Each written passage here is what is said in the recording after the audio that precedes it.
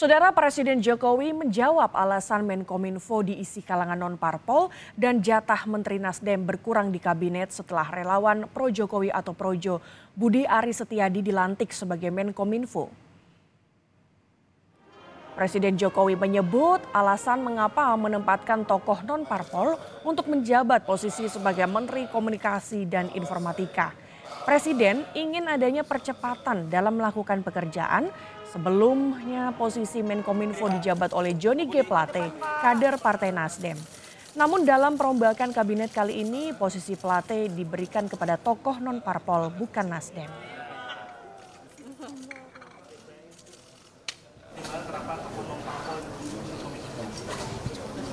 Semuanya dalam tujuan akhir agar segera bekerja cepat.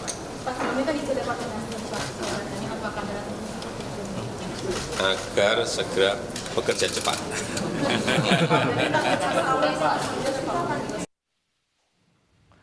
Setelah dilantik Presiden Jokowi, Menkominfo Budi Aris Setiadi menjalani serah terima jabatan dari PLT Menkominfo Mahfud MD.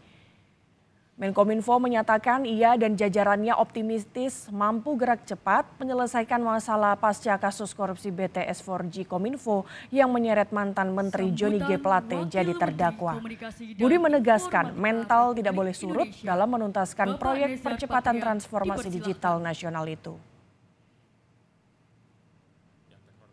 Ini memang seperti tadi arahan Pak Menko, berat sekali ya tantangannya, tapi kita harus tetap optimis dan gerak cepat. Gak usah pesimis bahwa ada masalah, biarlah yang bermasalah berurusan dengan masalahnya, kita semua yang tidak bermasalah menyelesaikan masalah. Begitu kan?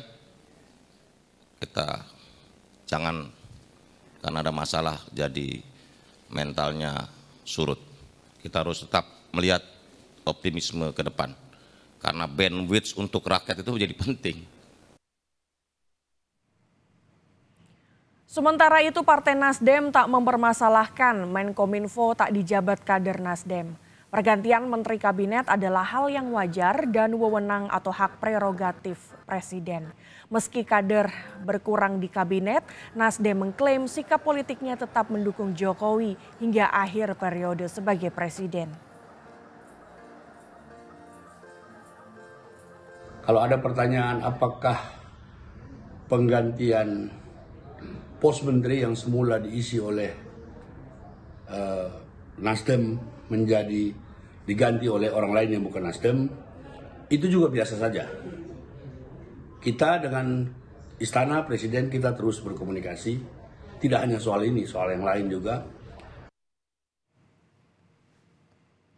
Sementara itu usai dilantik sebagai Menkominfo, Budi Aris Setiadi yang juga menjabat sebagai Ketua Umum Relawan Projo memastikan akan fokus dalam posisi barunya sebagai Menkominfo. Sementara untuk posisinya sebagai Ketum Relawan, Budi Ari menyerahkan Projo ke sekjennya.